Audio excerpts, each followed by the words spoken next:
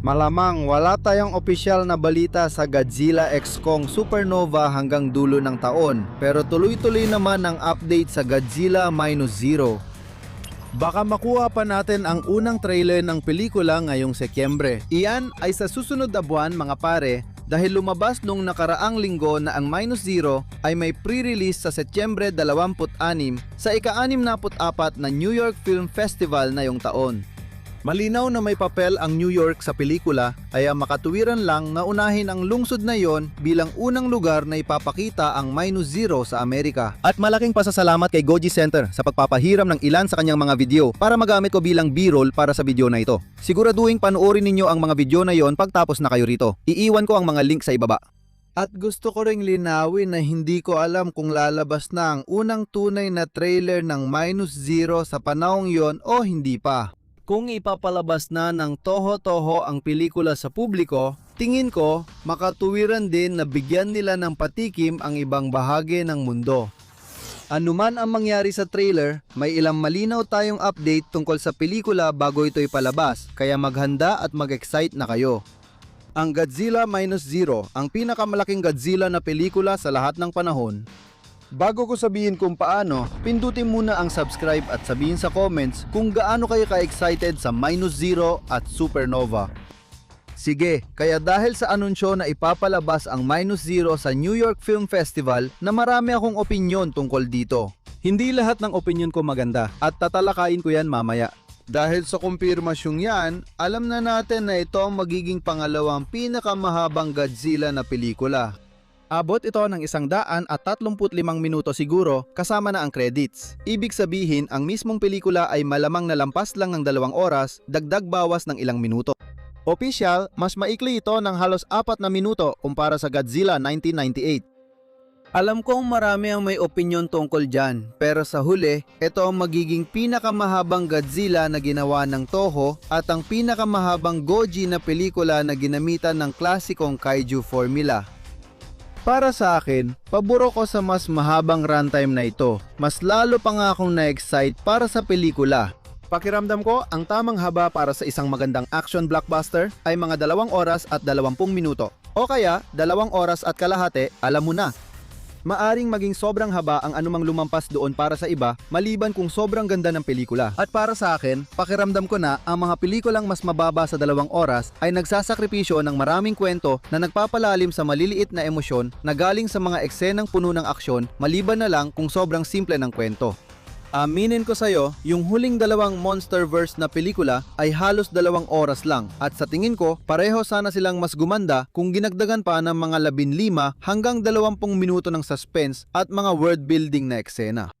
Mas magiging makahulugan siguro ang mga laban kung dinagdagan ng kaunting tensyon at ilang minuto pa ng screen time. Halimbawa, tinanggal sa Godzilla versus ang lahat ng bahagi ng lore na sana'y magbibigay ng pahiwatig tungkol kay Scar King. Kong at ewan ko sa tingin ko, sa huli, naging mas kaunti ang dati ng The New Empire. Pero yun pa rin, alam mo na, opinion ko lang yun at maaring iba ang sayo at ayos lang yun. Gusto ko lang maging epic ang 2 paparating na pelikula.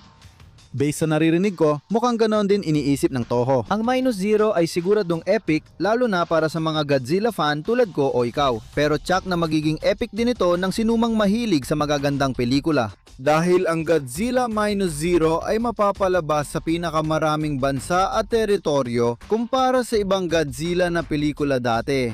Oo, higit pa kaysa sa mga monster first na pelikula. Ito na ang pinakamalaking pandegdigang pagpapalabas na nakuha ng G-Men, ipapalabas sa 79 na bansa at teritoryo. Mas marami yon ng 16 kumpara sa Godzilla x Kong The New Empire na ipinalabas sa 63 lokasyon sa buong mundo.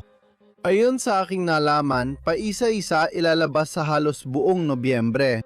Alam kong may ilan sa inyo ang nag-aalala na baka hindi pa rin mapanood ito, pero ito na ang pinakamagandang pagkakataon para mapanood ng lahat ang pelikula. Kailangan lang nating hintayin maayos ng Toho ang lahat ng detalyeng kailangang plansahin sa bawat bansa at teritoryo. Hindi ko alam bakit hindi natin sabay mapanood ang pelikula. Pero sige, ano bang alam ko? Pero kahit ganun, nakakabaliw na talaga. Pinapakita ng Toho nang gusto nilang mapanood ng lahat ng pelikula, samantalang 10 taon nang nakalipas, hindi ko napanood ang Shin Godzilla sa Amerika dahil limitado ang palabas nito. Malayo na talaga ang narating ni na Godzilla at Toho at sobrang astig nito. Salamat Toho sa pagbubukas ninyo sa buong mundo. Napapasaya nyo ang maraming tao sa ginagawa nyo na ito. Ngayon, gusto kong balikan itong maagang pagpapalabas sa Setyembre 26 sa film festival na ito.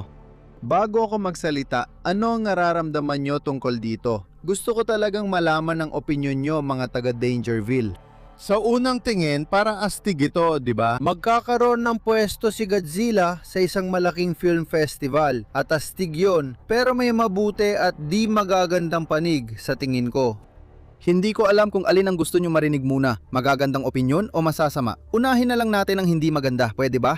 Ipinapakita ito kahit kanino, kahit sa mga kagalang-galang na maaring gumastos ng malaki at nanumpa pa para makadalo sa festival. Kahit pa nanumpang wag mag-record, magbahagi o mag-spoil ng kahit ano mula sa mga pelikulang ito, may posibilidad pa rin na masira ang buong pelikula mahigit isang buwan bago pa ito mapanood ng buong mundo. Ngayon, halos imposibleng hindi ma-spoil sa mga pelikula, laro o kahit anong bagay. Kahit iwasan mo, kailangan mo talagang hindi mag-online para hindi masira ang karanasan mo. Sigurado ako. Kaya, gaya na nakikita mo, talagang nababahala ako. Umaasa akong hindi maglalabas ng spoilers ang mga makakapanood nito. Pero base sa nakaraan, huwag tayong masyadong umasa. Ngayon, kung ang iniisip mo ay, Jacob, sino bang may pakialam? Pelikula lang naman ito tungkol sa halimaw. Di isipin mo na lang kung ito maingat na iningat ang kwento ng Godzilla Minus Zero, lahat ng sikreto ng pelikulang ito ay basta na lang spoil para sa ating lahat. Masisira talaga ang epekto ng kahit anong mangyari sa pelikula kapag napanood mo na ito. Huwag mo na akong pasimulan tungkol sa mga leaks na nagsasabing pangit ang pelikula, baka masira pa ang momentum ng Minus Zero. Pero may paraan para makabuti ito sa pelikula. Kung magustuhan ng mga unang manonood ng pelikula at hindi nila ma-spoil sa sobrang excitement, lalabas sila at pupurihin ang pelikula dahil sobrang saya at gandang Godzilla na pelikula. Mas maganda pa kaysa sa Minus 1, sa tingin ko, mas gaganda pa ang performance ng Minus Zero kumpara sa mga unang prediksyon. Totoong-totoo ang word of mouth sa industriya ng pelikula ngayon para sa pelikulang Minus Zero na sumusunod sa Minus 1 at sa napakalaking tagumpay nito, kung puro papuri agad, makukuha nito ng walang nabubunyag na detalye, grabe, walang hangganan ang mararating nito.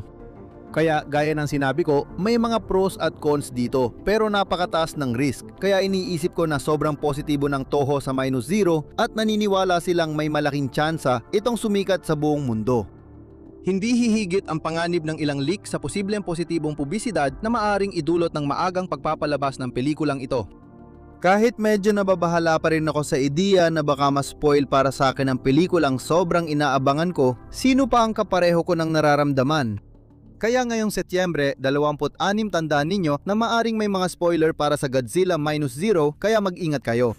Umaasa pa rin ako at iniisip ko na mangyayari ito, na ilalabas ang opisyal na full trailer sa parehong panahon at makakatulong ito na ilihis ang atensyon ng mga tao mula sa mga posibleng leak at bigyan tayo ng bagong mapag-uusapan at mapag-iisipan. Sa huli, kailangan lang nating maghintay kung ano ang mangyayari. Mga residente, ito si Jacob. Dito nagtatapos ang Atomic News Update. Sana nagustuhan niyo ang video at kung oo, mag-iwan ng sigaw na Scream!